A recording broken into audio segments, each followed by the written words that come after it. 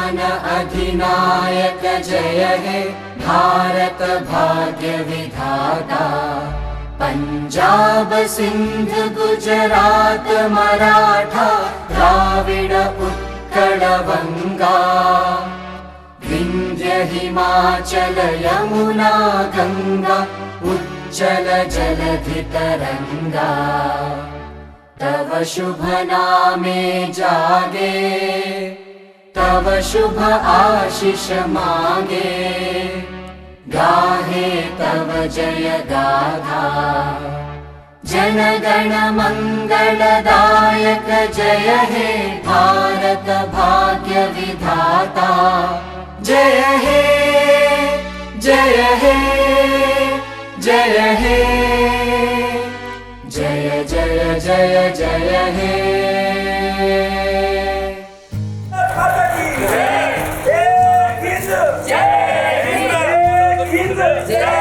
भारत माता की जय। भारत माता की जय।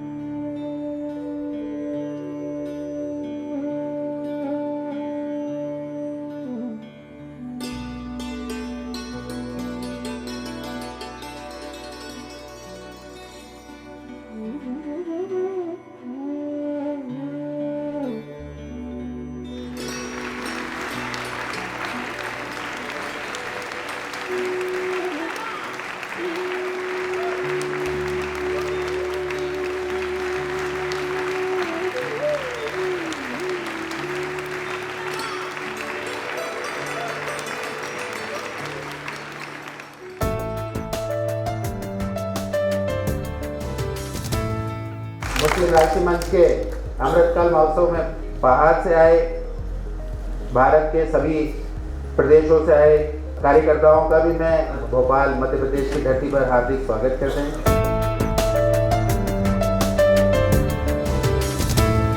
जो हमारे भारत की संस्कृति है उसको ऊपर ले जाने के लिए, अखंड भारत को जो सपना है हमको उसका पूरा करने के लिए और विश्व में शांति के लिए, भाईचारगी के लिए, अमन के लिए मुस्लिम राष्ट्रीय मंच काम कर रहा है। और उसके लिए हमारे कार्यकर्ता तैयार हो, कार्यकर्ता ऐसा हो जो कि जब वो खड़ा हो और भारत को एक एक कार्यकर्ता लीड करने वाला बने, जिससे कि हम विश्व गुरु बने।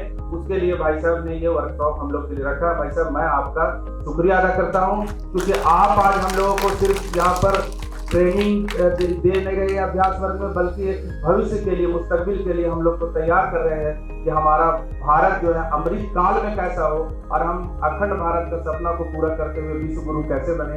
ऐसे हमारे परम आदरणीय भाई साहब का मैं खरमकदम और स्वागत करता हूँ।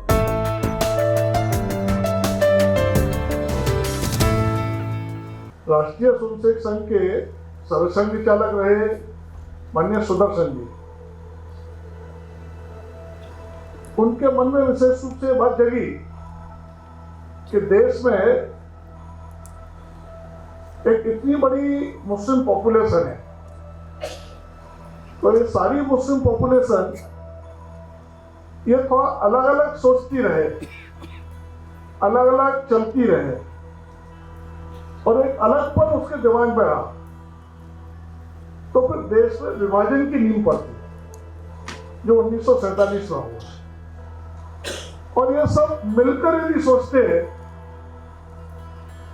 एक साथ मिलकर चलते, वो हिंदू हो, मुस्लिम हो, कोई भी हो, सब मिलकर सोचते, तो देश के ऐसे उत्थान की नींव पड़ती है जो केवल अपने देश में नहीं दुनिया को रोशनी दे सकता है। ऐसा भारत बनाने की नींव पड़ती है और इसलिए उन्होंने पहल की।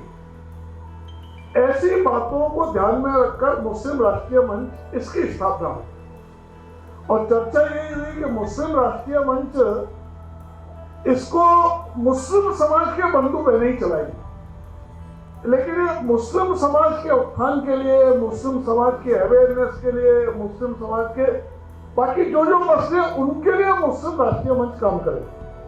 तो सभी ने मिलकर ये कहा कि भाई ऐसा करना है, तो हमको तो ऑर्गेनाइजेशन का कोई एक्सपीरियंस नहीं है।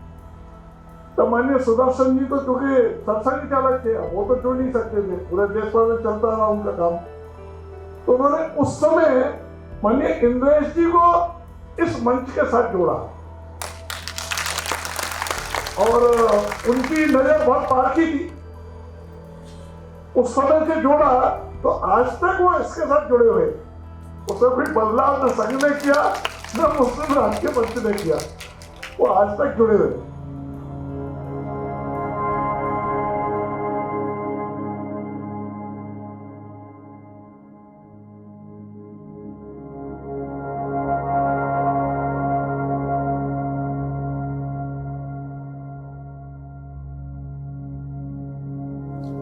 ओम शांति शांति शांति।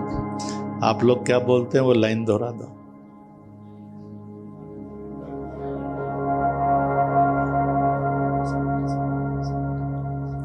इसी मिट्टी से बने और इसी मिट्टी में सुपुर्द खाक हो जाए।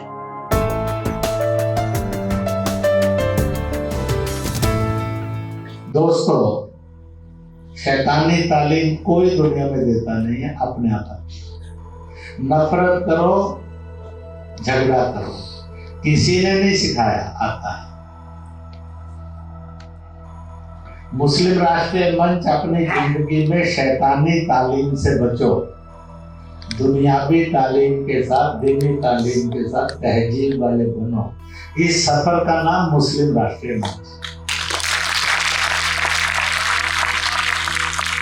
ये इस्लाम, उसकी रोशनी और उस रोशनी के अंदर मुसलमान, और उस मुसलमान को अगर हिंदुस्तानी तहजीब मिली है तो वो तो सबसे सुर्ख में।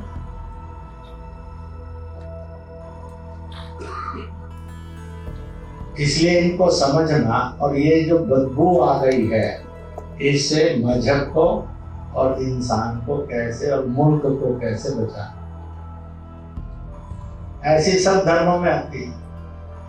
हिंदू सनातन में भी आई, बच्चे को पढ़ने नहीं देना, छूट पढ़ने की बात करना, या मर्द मर गया तो साथ ही उसको भी जला देना, सती प्रथा।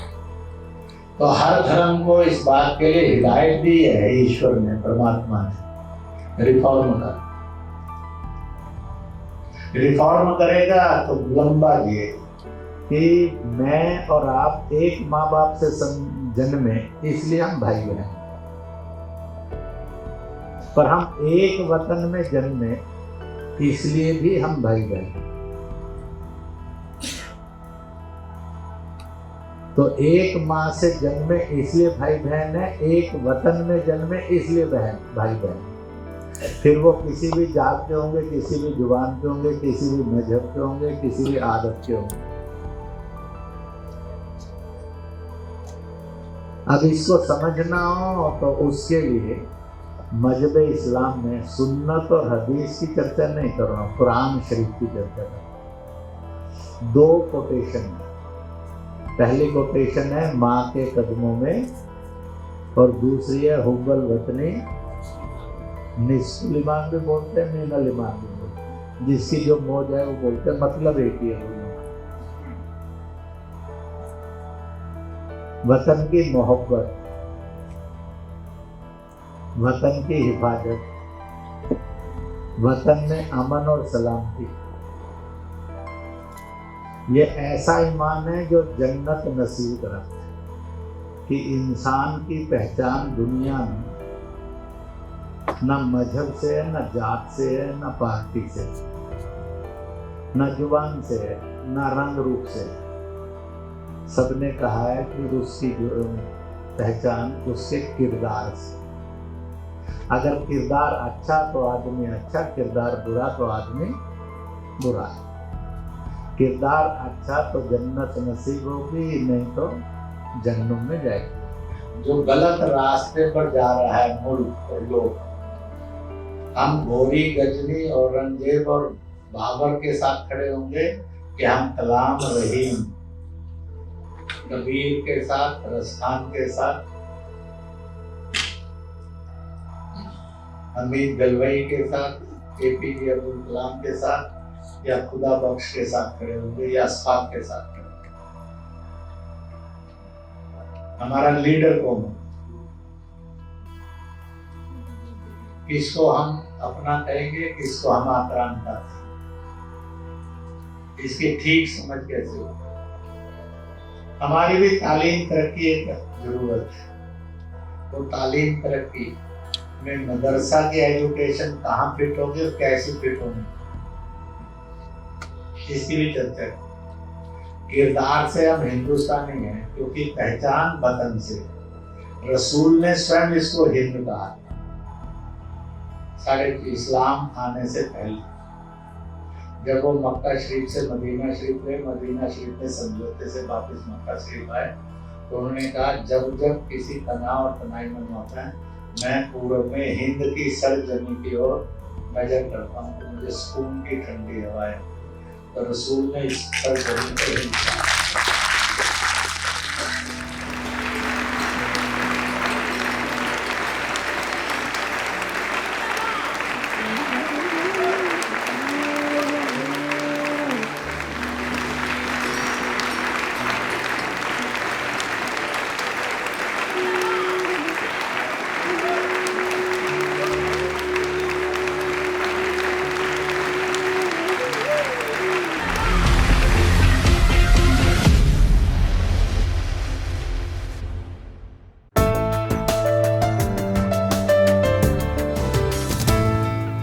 रक्षाबंधन का एक बहुत बड़ा कार्यक्रम जयपुर में होता आ रहा है और उसी कार्यक्रम को एक मॉडल के तौर पे दिल्ली में, मध्य प्रदेश में, उत्तराखंड में, कर्नाटका में, चेन्नई में, ऐसे जगहों पे हम लोग रक्षाबंधन के कार्यक्रम करते हैं। ट्रिपल तलाक की जो मुहिम थी उसमें हमारी बहनों ने बहुत सारा हमारा साथ दिया था और सबके सब आगे बढ़ के ट्रिपल तलाक के लिए। और अब जो बहनों की, बेटियों की जो उम्र है बढ़ाने की बात, शादी की उम्र 18 वर्ष से 21 वर्ष की जो मुहिम है, जो अभी सरकार ने भी आगे बढ़ाने की बात करी है, उसकी मुहिम में भी बहनें आगे बढ़ी हुई हैं।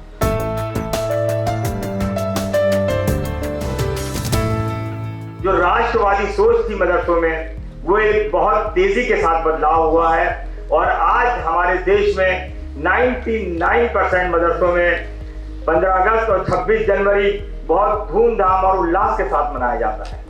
एक राष्ट्रवाद की जो सोच थी वो मदरसों में पैदा हुई है और आज चाहे वो देवबंद की सोच हो, देवबंद प्रणाली से मदरसे चलाए जाते हों, बरेली के मदरसे चलाए जाते हों, या नदवा शरीफ के मदरसे हों, या अहले हदीस के मदरसे हों, मैं ये पूरे विश्वास के साथ कहता हूँ कि हमारे मार्गदर्शक जनाब भाई साहब के नेतृत्व में और उनके मार्गदर्शन में जो हमने मदरसों के लिए काम किया है, और इसमें मदरसा प्रकोष्ठ ही नहीं बल्कि मैं जानता हूँ जो हमारा मुस्लिम राष्ट्रीय मंच के सब राष्ट्रीय संयोजक हैं और हमारे संगठन संयोजक हैं, सभी की मेहनत है। और आज जब भी 15 अगस्त 26 जनवरी को प्रोग्राम होते हैं, वो देश के हर जगह होते हैं।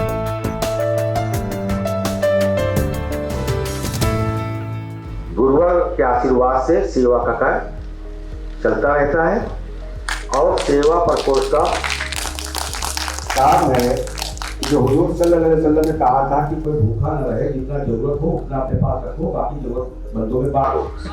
सेवा प्रकोष्ठ बांटता भी है और खत्म ही नहीं होता है, इतना आशीर्वाद गुरुवर का है कि अगर 2-4-500 लोग आ जाएं तब पर भी जो है महीनों सेवा प्रकोष्ठ अगर सेवा करे, आप लोगों को खिलाए, तो कमी नहीं है। हमारे परम पूज्य श्री गुरुवर के आशीर्वाद से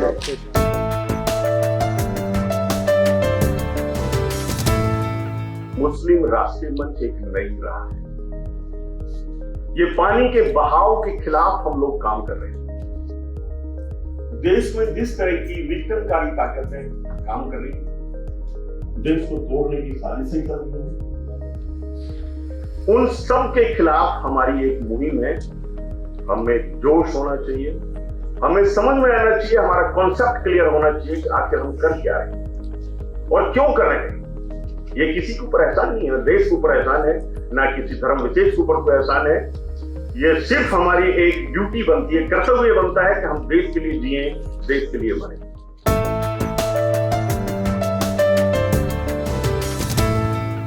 माननीय डॉक्टर इंद्रेश कुमार जी के गाइडेंस में हिंदुस्तान फर्स्ट हिंदुस्तानी बेस्ट का फॉर्मेशन हुई, जो कि एक इंटेलेक्चुअल विंग है मुस्लिम राष्ट्रीय मंच का। बेसिकली हम लोगों का जो काम है वो ज़्यादातर यूनिवर्सिटीज़ में और एजुकेशन इंस्टीट्यूशंस में, स्पेशली माइनॉरिटीज इंस्टीट्यूशंस में रहा है। हम लोगों ने सेमिनार ऑर्गेनाइज किए, हम लोगों ने जो है बुक लॉन्च करी। पीछे हमने पिछले साल मीटिंग ऑफ माइंड ख्वाजा प्रकाश साहब की एक किताब लॉन्च करी। फिर हिंदुस्तान अर्थात भारतीय मुस्लिम लिटरेचर प्रधान साहब की किताब लॉन्च करी।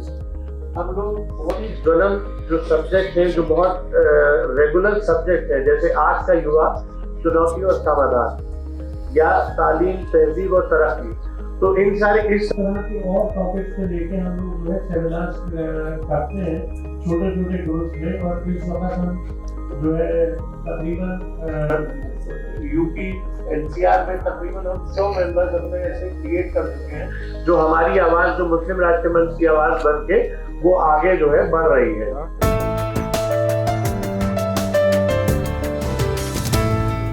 साथ में ही भारत फर्स्ट की तरफ से गौ प्रकोष्ठ को सहायता करने के लिए आदरणीय अभ्यास भाई बहुत अच्छा काम करते हैं, उनको सहयोग करने के लिए हम काउ प्रोटेक्शन पिटीशन लगाते हैं। और उसके लिए हमारे बड़े भाई आदरणीय आदि जनाब अबू बकर नकवी साहब के साथ मिलकर हमने कलकत्ता में एक पिटीशन फाइल की थी, जो बड़ी ऐतिहासिक पिटीशन है और आज भी वो नेट पे और बड़े बड़े कोर्ट्स में उसको दिखाया जाता है। Inamul Haq Syed Abu Bakar Naqvi versus state of West Bengal, जिसमें हमने गाय की जो कुर्बानी होती है कलकत्ता में, जो खुलेआम होती थी, उसको रोकने की और अवैध रूप से करते थे, उसको रोकने की कोशिश की। और मेरे साथ अबू बकर नकवी साहब ने कंधे से कंधा मिला के 1 महीने तक हम लोग कलकत्ता में रुके थे। और साथ में ही Bangalore high court, Bengal high court, Maharashtra high court, Madhya Pradesh, Hyderabad और गोवा, ऐसे करके इन प्रांतों में हमने ये पिटीशंस लगाई, मुस्लिम्स की तरफ से पिटीशन लगाए कि गाय की कुर्बानी बंदी होना चाहिए, गाय का वध बंद होना चाहिए, इवन गाय की जो प्रोजनी है यानी गाय का वंश है उसको भी वध नहीं होना चाहिए। इस तरह की हमने पिटीशन लगाई और वो पिटीशन आप सबकी दुआओं से सारी की सारी पिटीशन हम लोग जीते। ये आप लोगों की दुआओं का असर है, ये हम लोगों का छोटा सा काम है। जय हिंद, जय भारत।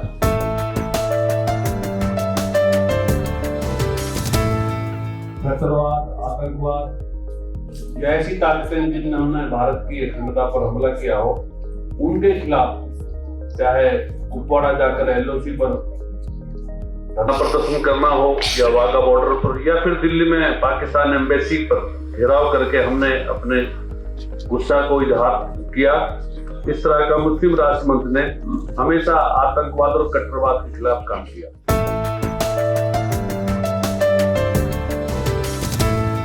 और भाई साहब का बहुत बड़ा काम है, अल्लाह ताला इनको बहुत लंबी उम्र दे।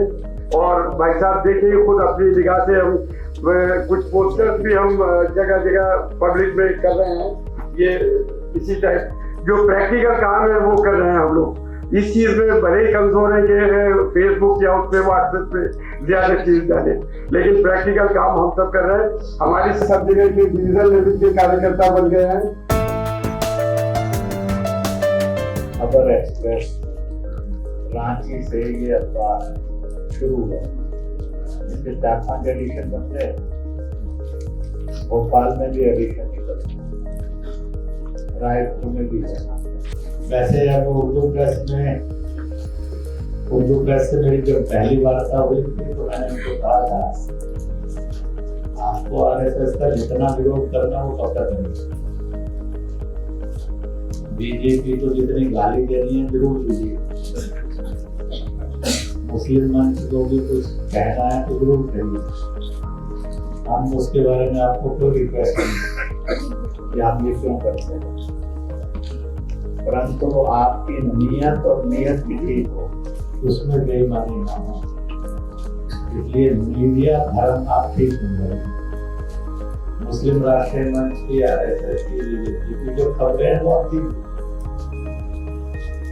आप समर्थन में आर्टिकल देना चाहें दीजिए, नहीं देना चाहें नहीं दीजिए, और आप खबर ना दें, ये आपका मीडिया का पाप है।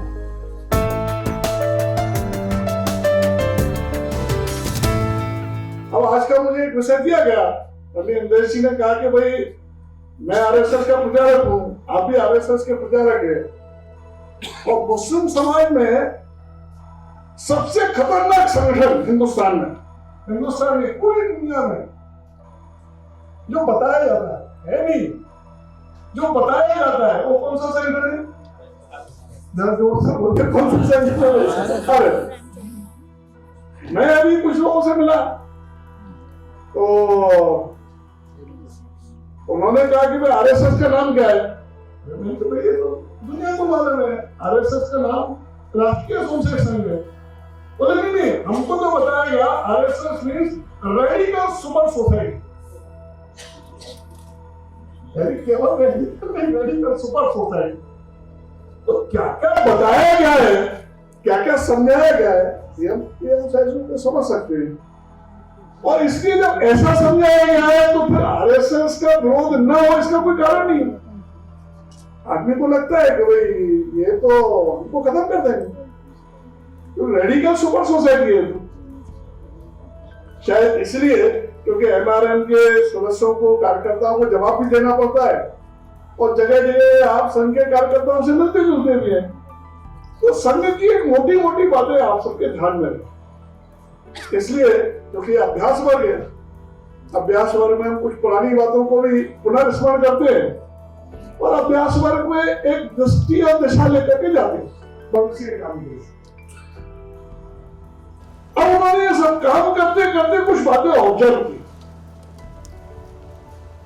उसमें से एक ऑब्जर्वेशन उनका ये था कि भाई सामान्य आदमी यदि देशभक्त नहीं है तो ये देश आजाद भी जल्दी हो पाएगा, और आजाद हो गया तो ये आजाद बना रहे ये संभव है। तो उसकी एक ही गारंटी उनको लगती थी कि सामान्य आदमी देशभक्त हो रहा है। हमारे मेवाड़ वाले नाम अपना, हाँ, उन्होंने बताया कि भाई देशभक्ति इसके कारण मैं तो संघ से जुड़ा हूं। सामान्य आदमी में देशभक्ति हो। उस समय की परिस्थिति क्या थी?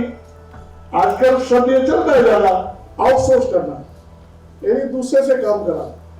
उस समय सामान्य लोग क्या सोचते थे? हिंदू हो, मुसलमान हो, कोई भी हो, देशभक्ति ये क्रांतिकारियों का काम है, देशभक्ति ये स्वतंत्रता सेनानियों का काम है, तिलक जी, गांधी जी, सुभाष जी, सावरकर जी, इन सब का काम है।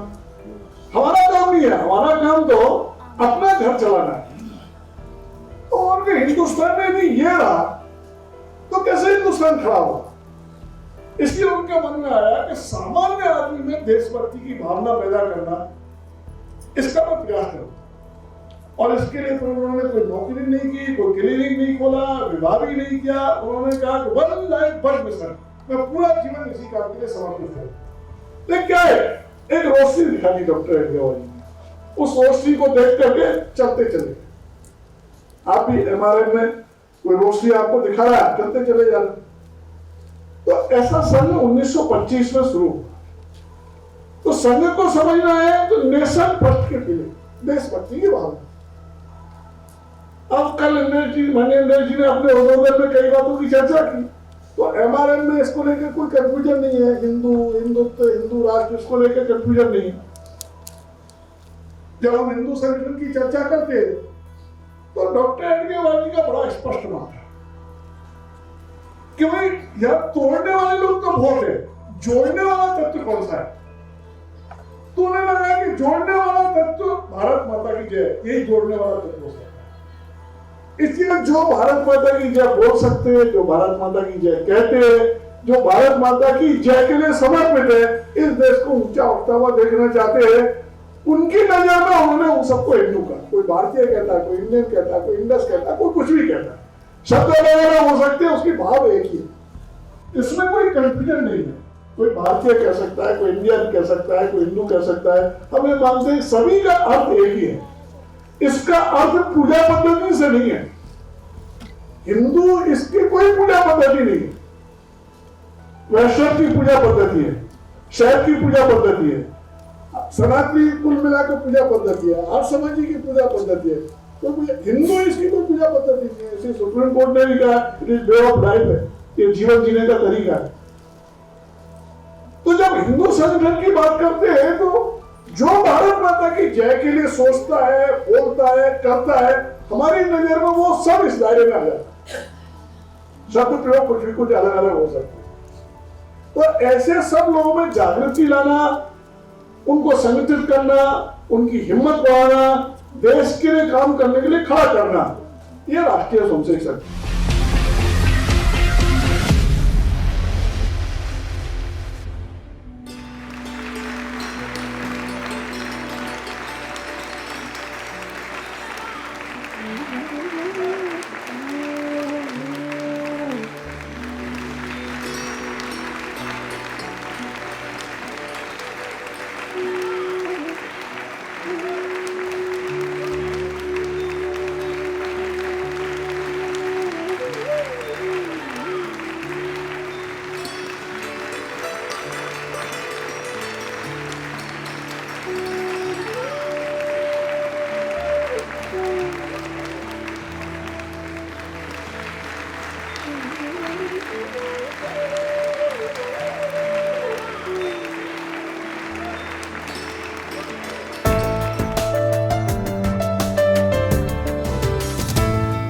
पॉपुलेशन कंट्रोल, जनसंख्या नियंत्रण का। अब मैं उसकी कॉन्स्टिट्यूशन वैलिडिटी बताता हूं कि यह बिल क्यों जरूरी है, हमें जनसंख्या पे क्यों रोक लगानी है। मगर मैं कुछ कानूनी पॉइंट्स आपको बताना चाहता हूं कि जिससे कि हम सबका इजाफा हो। एक हमारे भारत के संविधान में एक आर्टिकल है, उस आर्टिकल को बोलते हैं 14। बड़े बड़े खुले अल्फाज में कहता है कि भारत के हर नागरिक को कानून के समक्ष समानता का अधिकार रहेगा। यानी कि भारत का कोई भी नागरिक कानून की नजर में ना छोटा है, ना बड़ा है, ना गोरा है, ना काला है, ना अमीर है, ना गरीब है, हम सब एक हैं। तो इसका मतलब यह हुआ कि जो पॉपुलेशन कंट्रोल बिल आएगा वो बिल भारत के हर नागरिक पे लागू होगा। वो किसी मुसलमान पे, ईसाई पे, बौद्ध पे, जैन पे, हिंदू पे, किसी पे ऐसा नहीं अलग अलग, वो सबके लिए बराबर होगा। परंतु कई सारी तंजीमें ऐसी हैं, और बड़े अफसोस की बात है कि ज़्यादातर तंजीमें हमारी मुस्लिम समाज की हैं, और हमारे मुस्लिम समाज को वो भड़काती हैं कि भाई अगर जनसंख्या का बिल आ गया तो वो भारत में मुसलमानों की आबादी को कम करने वाला होगा, या कोई ऐसी साजिश रची जाएगी कि इससे भारत के मुसलमानों की आबादी कम हो जाए। अब उनको ये तो मालूम नहीं है कि भाई भारत में आर्टिकल 14 भी है जो ये कहता है कि सभी पे समानता का रहेगा मामला। अब दूसरा आर्टिकल बताता हूं आपको। एक आर्टिकल और है, वो आर्टिकल है आर्टिकल 16। आर्टिकल जब 16 आप पढ़ते हैं कानून का, संविधान का, तो उसमें आपको समझ में आता है, उसमें बड़े साफ साफ अल्फाजों में लिखा हुआ है कि भारत के किसी भी व्यक्ति को सरकारी नौकरी देने में समानता रखी जाएगी। सच्चाई तो है कि भारत के कॉन्स्टिट्यूशन में कहीं भी किसी भी जाति, मजहब, धर्म के आधार पर कोई अलगाव नहीं है, कोई सब एक को माना गया है। जब आर्टिकल 14 हमें समानता बोल रहा है, आर्टिकल 16 में हम बात करते हैं तो हमें पता लगता है कि भाई सभी को नौकरी में समान अधिकार है। अब उसके बाद आपको मैं बता रहा हूं दूसरा आर्टिकल, एक आर्टिकल और है, article 21। Article 21 simply says, it says कि we are guaranteed by the constitution of India guarantees about the life and the liberty. यानी हमारी जान की सुरक्षा की जो गारंटी है वो भारत का संविधान लेता है, भारत के सभी नागरिकों की पर्सनल लिबर्टी की।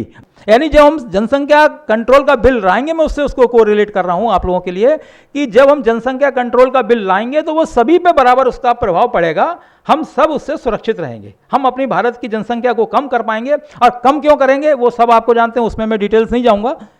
अब इसके बाद एक कानून और आता है, वो है आर्टिकल 47। आर्टिकल 47 में क्या है कि एक डायरेक्टिव प्रिंसिपल्स है कॉन्स्टिट्यूशन में, और वो कॉन्स्टिट्यूशन के डायरेक्टिव प्रिंसिपल्स बड़े खुले शब्दों में भारत में जो चुनी हुई सरकारें हैं, खासतौर पे जो प्रादेशिक सरकारें जिनको हम स्टेट प्रोविंस बोलते हैं या प्रदेश की सरकारें बोलते हैं, उसमें बड़ा खुले अल्फाजों में लिखा हुआ है कि भारत में चुनी हुई सरकार या सरकारें प्रदेश की ऐसे कानून को बना पाएंगी या बनाना चाहिए उनको जो कि भारत के नागरिकों की सेहत को सुधारने वाली हों। अब मैं उसका आपको उदाहरण देता हूं कि किन किन प्रदेशों में वो जनसंख्या के कानून तो नहीं है परंतु उससे मिलते जुलते प्रोविजंस हैं, वो मैं आपको बताता हूं।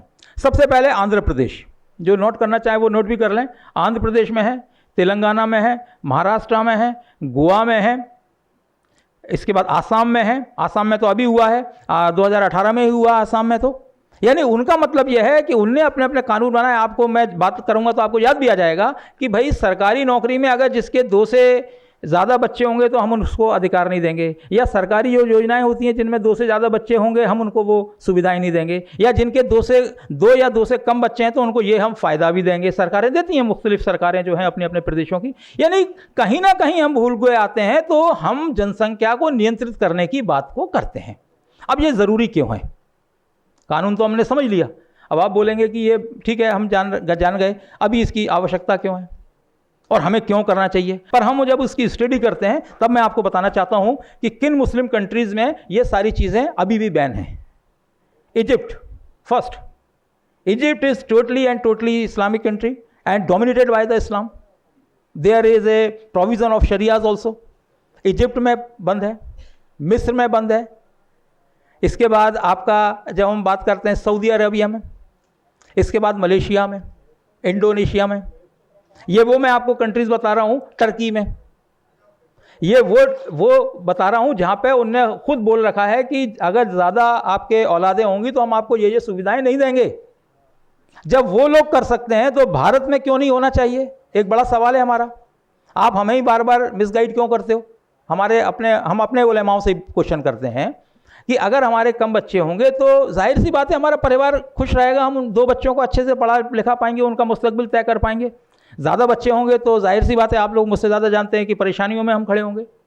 छोटा परिवार रहेगा तो उसमें सुख परिवार रहेगा। और ये बात आज का आंदोलन नहीं है, ये बात हम समझ रहे हैं कि 40 साल पुराना आंदोलन है। हम दो हमारे दो, जब तो किसी ने वो पाबंदी नहीं लगाई। आज जब सरकार भाजपा की है तो आप उसको मोड़ के दूसरी जगह ले जाना चाहते हो कि भाई जनसंख्या कानून भी नहीं लाओ।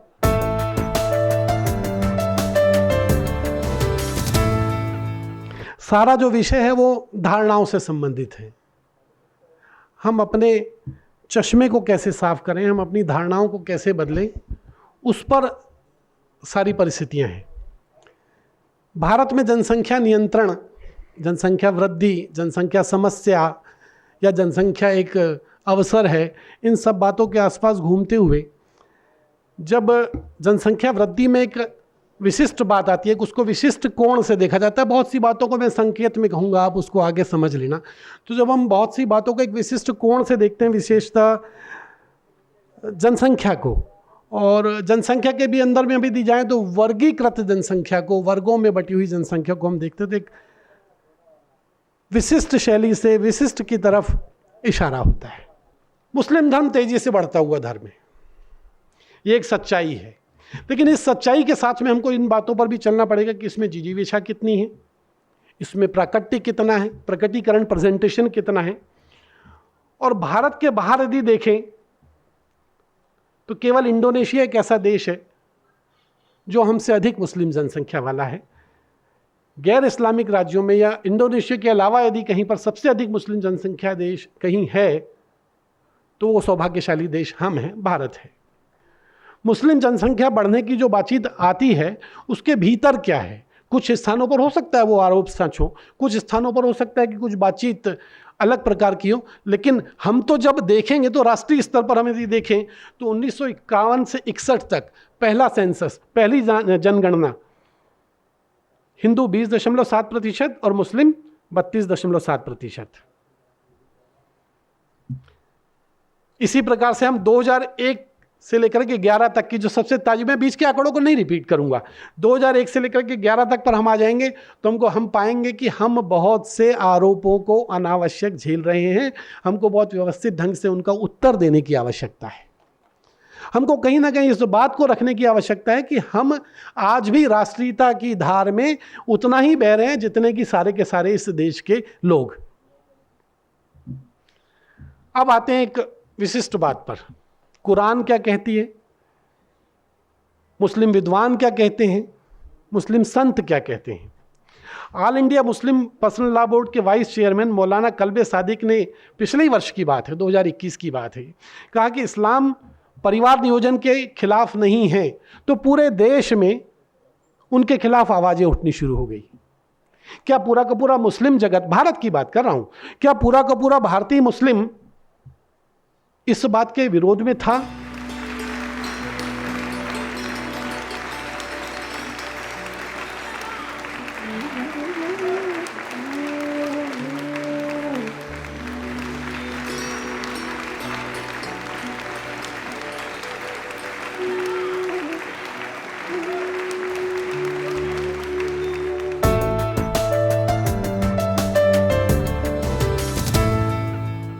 मैं राजनीतिक आदमी हूँ, राजनीतिक तरीके से थोड़ा इस विषय को आपके ध्यान में जरूर डालूंगा कि एक जो भ्रम फैलाने की कोशिश पूरे देश के अंदर तुष्टीकरण वाले लोग करते हैं, ये सिर्फ वोटों की राजनीति ही करते हैं। ये विचार हमारे अंदर भी होना चाहिए कि चुनाव के वक्त ही दादरी क्यों आती है, चुनाव के वक्त ही बाबरी क्यों आती है, या चुनाव के वक्त ही ऐसे मुद्दे क्यों आते हैं और चुनाव के बाद क्यों शांत हो जाते हैं। कर्नाटक गया तो विषय शांत हो गए, उत्तर प्रदेश गया तो फिर विषय शांत हो गए। चुनाव के पहले आना और चुनाव के बाद जाना और प्रारंभ कौन करता है, ये विषय भी जाना चाहिए। बजरंग दल पर प्रतिबंध लगाने की बात करके विषय को विषयांतरित करने की कोशिश किसके द्वारा की गई या कुलसित करने की कोशिश किसके द्वारा की गई। ये सब वही लोग हैं जो कोर्ट के ऊपर जनेऊ ढालते हैं, वो अलग अलग स्थानों पर कहीं टीका लगाते हैं और कहीं टोपी पहनते हैं और स्वयं अपना और अपने परिवार का हित चाहते हैं। देश का हित चाहने का कभी नहीं कहा है। भारतीय जनता पार्टी एकमात्र ऐसी पार्टी है जो राष्ट्रवादी पार्टी है, जो देश का हित चाहती है और भारतीय संस्कृति से सराबोर है। संस्कृति का मैं उदाहरण इसलिए दे रहा हूं कि हमारी संस्कृति ने ही हिंदू मुस्लिम एकता या गंगा जमुनी तहजीब को पैदा किया है। हम वो लोग हैं जो रसखान के पुजारी हैं, उस रसखान के पुजारी हैं जो रसखान कहता था कि धूर लेत सर पे धरो कहो रहीम के पुजारी हैं जो रहीम कहता था कि धूर लेत सर पे धरे कहो रहीम के हिकाज और जही रज मुन पत्नी तजी ते ही ढूंढे गजराज। हम उस रसखान के पुजारी हैं जो रसखान कहता था कि मानुष हो तो वही रसखान बसो ब्रज गोकुल गांव के ग्वालन बीच। हम उसके पुजारी हैं, हम पूजा करते हैं विद्वत रसखान की भी रहीम की भी, लेकिन हम उसका विरोध करते हैं जो भारत में रह के पाकिस्तान जिंदाबाद के नारे लगाता है और यहीं से मतभेद पैदा हो जाता है। हम उसका विरोध करते हैं जो भारत के अंदर रहता है लेकिन भारत के विभाजन की बात करता है। क्यों? बस यहीं से मतभेद है और इसी का लाभ सामने वाले लेते हैं। हम जिस में रहते हैं, जिसकी भोजन करते हैं, जिसका खाना खाते हैं, स्वाभाविक रूप से हमें उस मातृभूमि की वंदना करनी चाहिए और इसको लोग अलग अलग रूप में लेते हैं। यह वैचारिक रूप से हम सबको समझना चाहिए और यही विचार शायद इंद्रेश जी ने दिया है। आप सब भोपाल पे आए, आप सबका स्वागत है। कोई तकलीफ हुई हो तो मैं सरकार की ओर से क्षमा मांगता हूं और कोई ज़रूरत हो तो आज्ञा करें, सर माथे लूँगा। धन्यवाद।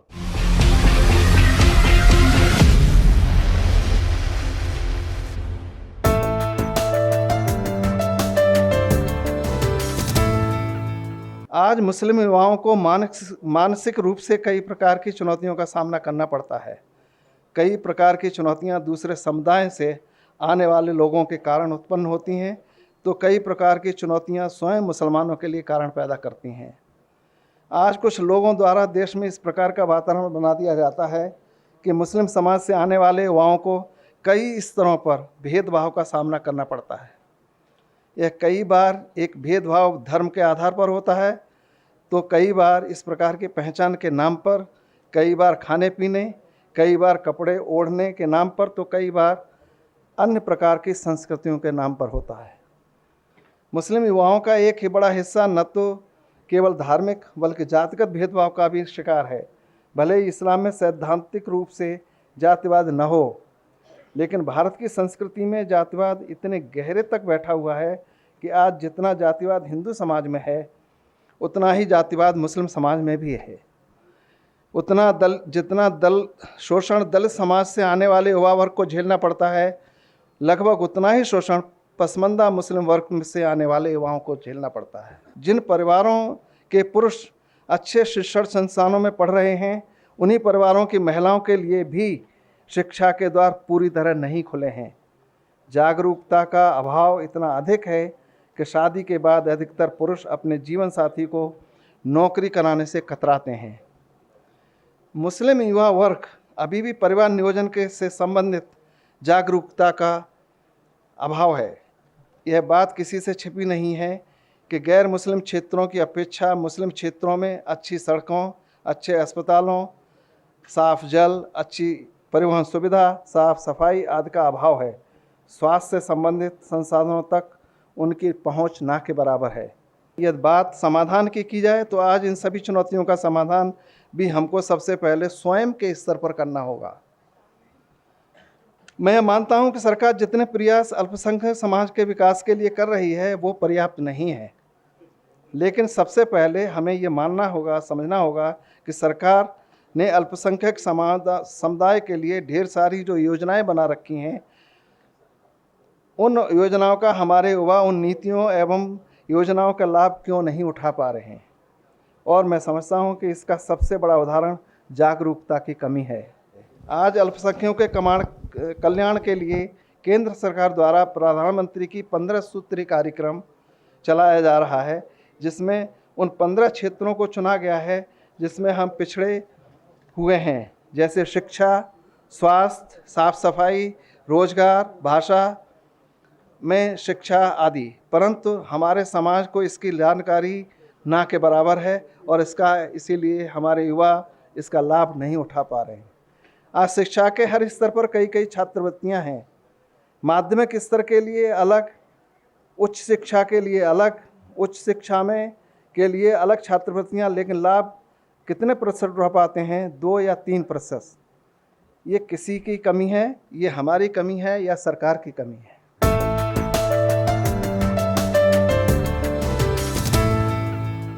How the importance of youth in India, they have the power to develop the country and also move toward the progress. So youth के अंदर वो पावर है जो हमारे कंट्री को प्रोग्रेस की तरफ, डेवलपमेंट की तरफ वो खींच के ले जा सकता है। They have also responsible for the social reform.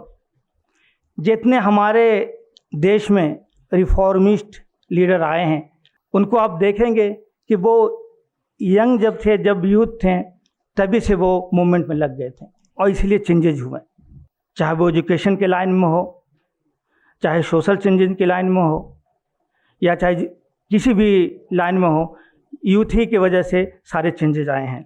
Democracy, India is the largest democracy in the world, हम लोग कहते हैं और हम लोग हैं भी। इसमें यूथ का कंट्रीब्यूशन जो है सबसे ज़्यादा है। आप वोटर लिस्ट निकाल के देख लीजिए तो सबसे ज़्यादा जो पॉपुलेशन मिलेगा वो यंगर जनरेशन यूथ को मिलेगा। यानी हमारा देश का सिर्फ भविष्य ही नहीं तय करते हैं बल्कि पॉलिटिकल डायरेक्शन भी यूथ ही तय करते हैं। आप आइए टेक्नोलॉजी के ऊपर। Most of the technology not only in India but all over the world again participated by the youth. So they have contributed a lot in technological sectors also, चाहे वो किसी भी पॉइंट ऑफ व्यू से हो। जो आज के society में जो सबसे ज़्यादा ख़ास तौर पे not only in the one country but all over the world, और हमारे सोसाइटी में जो घृणा फैलाई जाती है और एक मॉब को बताया जाता है कि दूसरे मॉब के अगेंस्ट में खड़ा किया जाता है, उसमें भी यूथ का कंट्रीब्यूशन बहुत ज़्यादा है। इसमें इंटरफेथ जब डायलॉग हम लोग करते हैं उसमें यूथ को हमें डायरेक्ट इन्वॉल्व करने की ज़रूरत है। और यूथ एक ऐसा माइंड है, अगर वो इंटरफेथ डायलॉग और अगर अच्छे बुराइयों को छोड़ करके अच्छे चीज़ों में इन्वॉल्व होते हैं तो समझिए कि हमारा सोसाइटी एक सही डायरेक्शन में जा रहा है।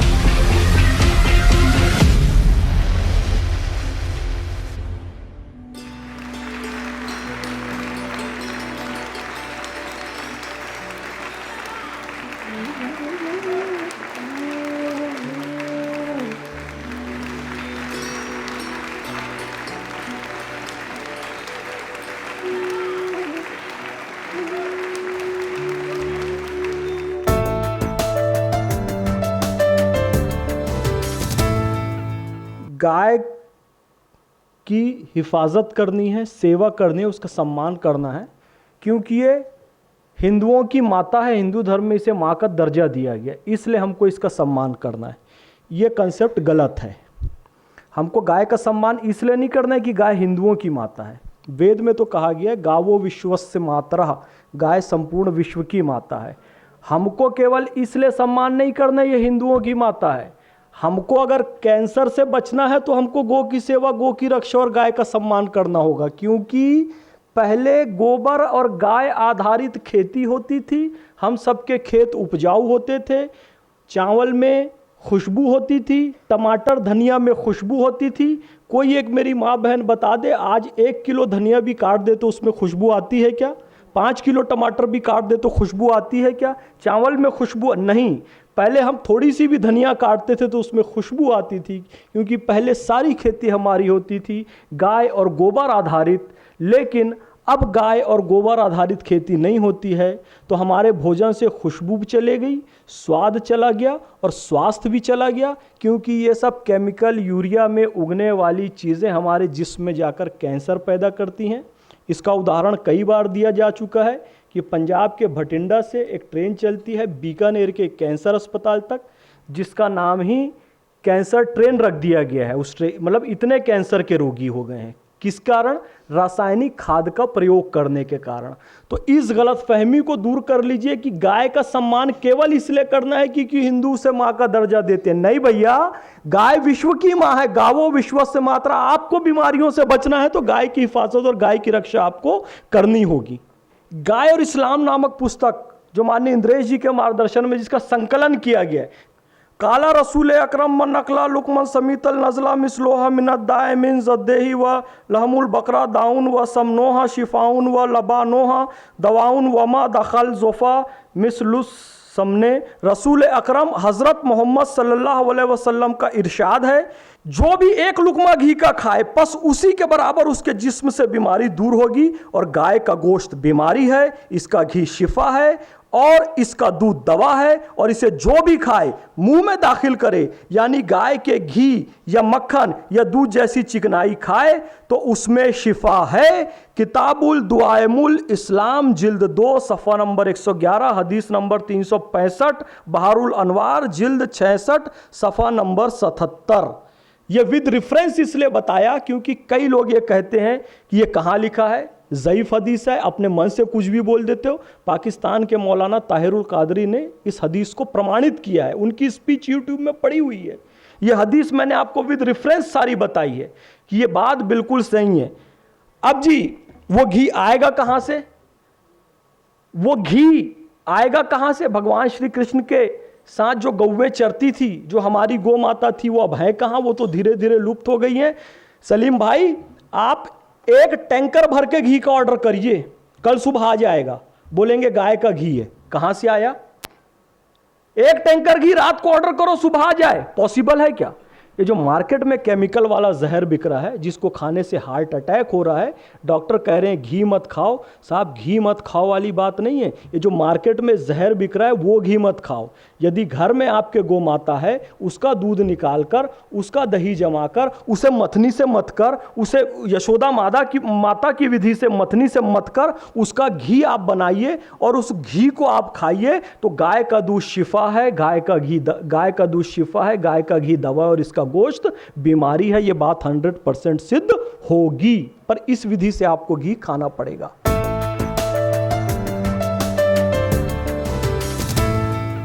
एक तो ये तय कर लें कि हमको अगर बचना है, ये बहुत कड़वी बात है। एक दाढ़ी वाला आदमी इस बात को कहता है, उसका खिलाफ प्रचार बहुत होता है, ये बकवास कर रहा है, इसने पैसे ले लिए, ये क्या बकवास कर रहा है। गाय को हम नहीं बचा सकते। सच्ची बात ये, गाय हमको बचाती है। गाय हमको बचाती है। अगर हमने इस बात पर गौर नहीं किया और गाय नहीं रही तो फैज खान भाई ने बताया ना, फिर हम वो जहर खाएंगे तो बचेंगे कैसे, फिर तो मरेंगे। तो हर आदमी ये तय करे कि एक तो गाय, कम से कम एक गाय तो घर में पालनी है भाई। अपने आप को बचाना है, बच्चों को बचाना है, और एक पौधा कम से कम तुलसी का घर में लगाना है।